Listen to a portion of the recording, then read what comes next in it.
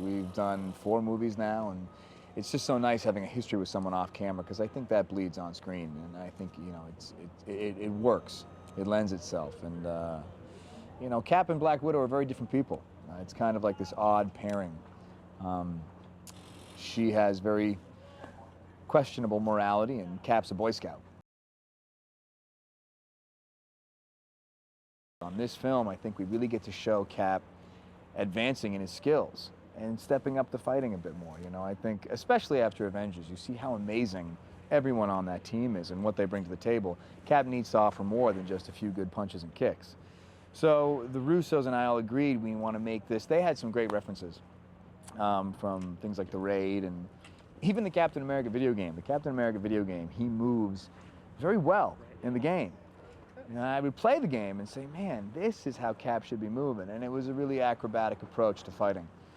So they said we should put you in gymnastics class, or I don't know who said it first, but either way, gymnastics classes happened and they were great. I had a really good time. Yeah, Mackie is a special guy. He's just got such a gregarious nature and so full of energy. I don't know where he gets it. I don't know how he sustains it.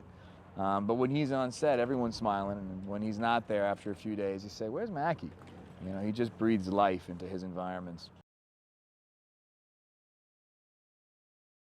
I like the relationship between Cap and Sam. I think they each maybe have trust issues. I think they've each been on the front line. They've seen battles and lost friends. And I think Cap deals with a certain level of celebrity. The fact is, people do know who Steve Rogers is. We don't always explore it in the film, but I always interpret Cap as having a certain sense of loneliness, given the fact that everyone knows who he is. He is famous.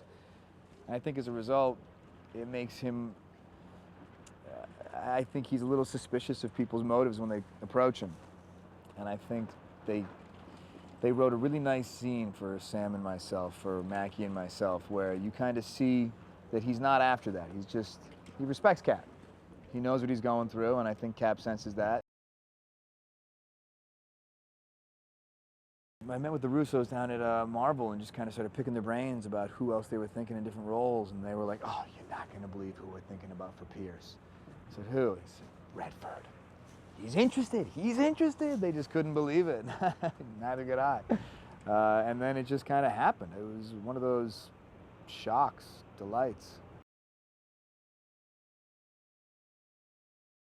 They have a real healthy knowledge and love for comic books, which I think is a good foundation. And they have an encyclopedic knowledge of film.